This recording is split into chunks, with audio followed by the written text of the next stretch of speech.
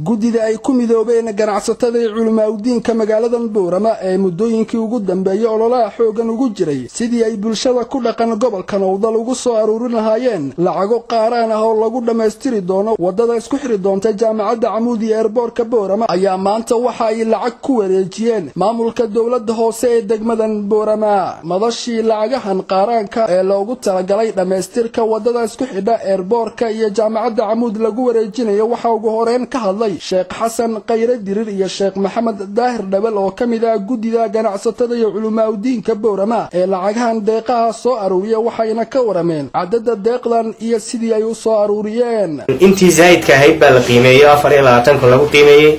24 kun 14 kun annaka isa saarnay oo qaadanay 10 kun waxa qaadatay dawladda hoose 14 kun ee annaku aan qaadnay xilkeedii ilaahay waa nagu asturay waanan haynaa imikaana dhiibaynaa insha Allah taala dadka dadweynaha lacagta soo anay kan ka soo qaadnay waan ugu mahadnaqaynaa waxaan leenahay ilaahay aakhiro ajri hay naga siiyo shirkadda qaadatay dhismaha wadada isku xidha airportka iyo jaamacadda Camuud ee Dither Construction Company mas'uul ka tirsan oo lagu magacaabo Cabdi Cabdilaahi oo isaguna madashan ka hadlay ayaa waxa uu mahadceliyay guddidan ay ku midoobeen ganacsatada iyo culimada Boorama ee lacagtan qaaraanka ka soo aruuriyay bulshada ku dhaqan magaaladan Boorama sidoo kale xogayaha dawladda hoose ee degmadan Boorama Maxamed Cabdi Xaashi Xamari xildhibaan Cabdi Cusmaan Dhagaweyne iyo gudoomiye ku-xigeenka golaha deegaanka ee degmadan Boorama Maxamed Faarax oo iyaguna madashan ka hadlay ayaa waxay ugu mahadceliyeen guddidan ganacsatada iyo culimaawidiinka ku midoobay waxayna u mahadceliyeen bulshadii lacagahan qaaraanka soo aruurisay waxaan u sheegaynaa dadweynaha ka gornay lacagta ee labada sikadood ay ku soo jeedaan laamig ayaa ka gornay laakiin magaalada kale lacagta laga bixin oo qiimeyn lagu sameeyay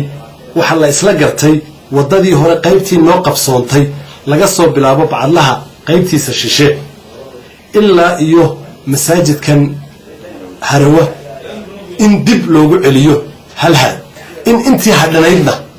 iyadna la bilaabo waxaanu isla garanay contractorku shaqada inta leeg inuu ku dhameystiro muddo 5 week ah bulshada reer Boorama contributionka inay wax ka geystaan meel kasta oo wax laga qabanayo waa mid inoo wada muhiim ah waxay dareensiinaysaa qofka la jecelo waxay dareensiinaysaa inuu waxan wax ku leeyahay laakiin marka